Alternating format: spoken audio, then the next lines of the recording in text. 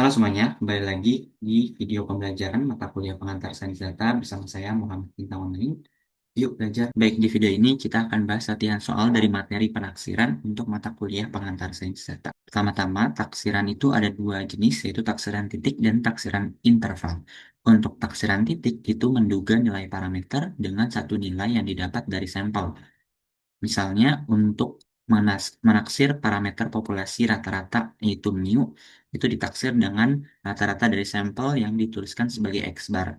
Kemudian untuk variansi populasi yang disimbolkan dengan sigma kuadrat ditaksir dengan variansi dari sampel atau S kuadrat, sedangkan untuk proporsi populasi yang dituliskan dengan P besar itu ditaksir dengan proporsi sampel yang ditaksir dengan P cap. Sedangkan untuk taksiran interval itu taksir nilai parameter populasi dengan suatu interval dengan kepercayaan tertentu.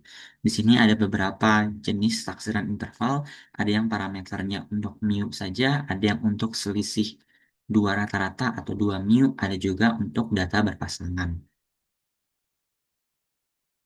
Nah, dan kemudian di sebelah kanannya ini adalah syarat-syarat yang perlu dipenuhi untuk menggunakan interval kepercayaan di sebelahnya. Baik, yang pertama adalah studi kasus untuk satu populasi, dan soalnya adalah sebuah perusahaan manufaktur alat kelistrikan memproduksi bohlam lampu yang masa pakainya diasumsikan mengikuti distribusi normal. Diketahui simpangan baku populasi dari masa pakai bohlam tersebut adalah 40 jam. Melalui penarikan sebuah sampel acak berukuran 30 unit bohlam, diperoleh rata-rata masa pakai sebesar 780 jam. Tentukanlah selang kepercayaan 96% untuk mengestimasi rata-rata populasi masa pakai keseluruhan bohlam yang diproduksi oleh perusahaan tersebut. Dari soal tersebut diketahui bahwa rata-rata sampel atau X barnya adalah 780. Kemudian simpangan baku populasinya yang kita tulis sebagai sigma adalah 40. Ukuran sampelnya yaitu N sama dengan 30. Dan taraf signifikansinya atau kita sebut sebagai alfa itu sama dengan 0,04. Diminta untuk tentukan selang kepercayaan 96% untuk mengestimasi rata-rata populasi masa pakai keseluruhan bohlam. Nah, karena simpangan baku populasinya diketahui, maka selang kepercayaan yang digunakan adalah ini.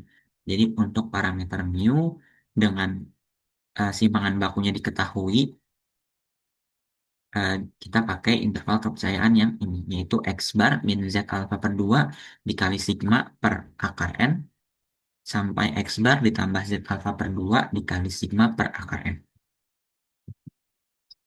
Nah, dari tabel statistik pertama kita cek dulu nilai Z alfanya. Jadi kan Z alfa per 2 tadi alfanya adalah 0,04, jadinya Z alfa per 2 adalah Z 0,02, yang artinya kita bisa cek 0,02 itu ada di sebelah sini, di antara dua titik ini.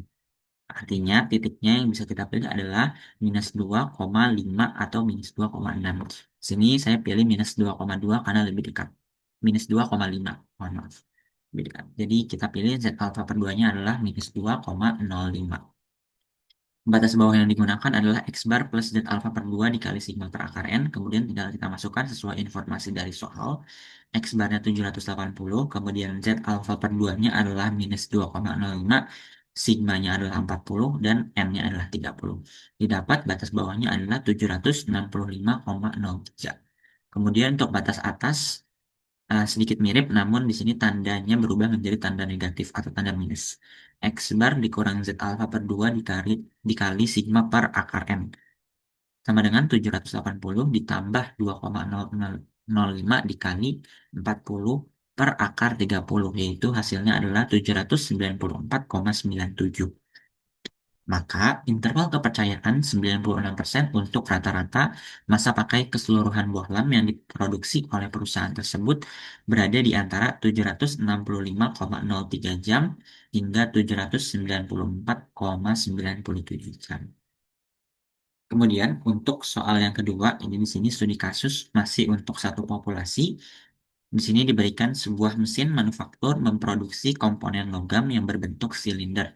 Sebuah sampel acak diambil dan pengukuran diameternya dalam satuan sentimeter menghasilkan data observasi sebagai berikut. yaitu ada 1,01, 0,97, 1,03, 1,04, 0,99, 0,98, 0,99, 1,01, dan yang terakhir adalah 1,03. Berdasarkan data tersebut, tentukanlah estimasi selang kepercayaan 99% untuk rata-rata populasi diameter komponen yang diproduksi oleh mesin tersebut. Asumsikan bahwa distribusi populasi diameter mendekati distribusi normal. Nah, dari soal tersebut, informasi yang bisa kita ambil yang pertama adalah ukuran sampelnya adalah N sama dengan 9. Nah, di sini ada 9 observasi ya totalnya. Kemudian, untuk taraf signifikansinya adalah 0,01 atau 1%. Jadi, taraf signifikansinya adalah nilai dari 100% dikurang interval kepercayaannya itu 99%, jadi sisa 1% atau 0,01. Nah, yang diminta adalah tentukan selang kepercayaan 99% untuk mengestimasi rata-rata populasi diameter komponen yang diproduksi oleh mesin. Untuk penyelesaiannya, karena simpangan baku populasi tidak diketahui dan ukuran sampelnya kecil, maka selang kepercayaan yang digunakan adalah ini. Jadi, parameter yang digunakan yang dicari adalah mu atau rata-rata, kemudian syaratnya adalah simpangan baku tidak diketahui dan n-nya kecil. Maka kita menggunakan interval kepercayaan yang ini, yaitu x bar dikurang t alfa per 2 derajat bebasnya n-1 dikali s per akar n untuk batas bawahnya, dan batas atasnya adalah x bar plus t alfa per 2 n-1 dikali s per akar n. Nah, karena kita belum mendapatkan informasi terkait X bar, berarti kita hitung dulu yaitu rata-rata sampelnya berdasarkan data di awal yang disebutkan di soal itu 1,01 sampai 1,03. Dijumlahkan semuanya kemudian dibagi 9 ya, karena ada 9 observasi dan didapat X barnya atau rata-rata sampelnya adalah 1,006. Kemudian variansi sampelnya, karena kita di sini butuh informasi S, berarti kita bisa hitung variansi sampel itu sama dengan S kuadrat sama dengan 1 dikali 0,1 dikurang rata-ratanya itu 1,006 kemudian dikuadratkan.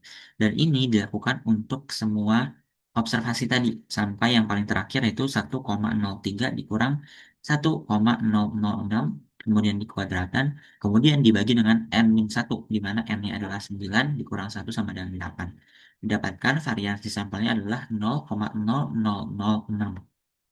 Dan jangan sampai keliru, di sini adalah S kuadrat ya teman-teman. Nanti ketika dimasukkan ke rumusnya, berarti kita perlu mengakarkan 0,006-nya. Nah, kemudian kita juga butuh informasi T alfa per 2 dari bebasnya N-1 dari tabel statistik.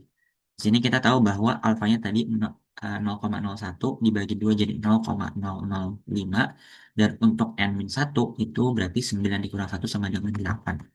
Dari tabel statistik kita bisa pilih untuk derajat bebasnya 8 di sini. Kemudian alfanya yang 0,05 kita ambil T alfa per 2 itu sama dengan 3,355. Karena semua informasinya sudah dapat, X barnya sudah ada, T alpha per 2-nya sudah ada, S-nya sudah ada, dan N-nya sudah ada, berarti kita sudah bisa menghitung interval kepercayaannya.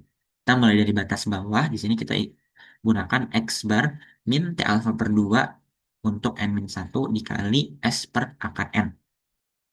X barnya tadi 1,006, kemudian T alpha per 2-nya 3,355, S-nya berarti diakarin untuk 0,006, dan N-nya adalah 9. Didapat batas bawahnya adalah 0,9781.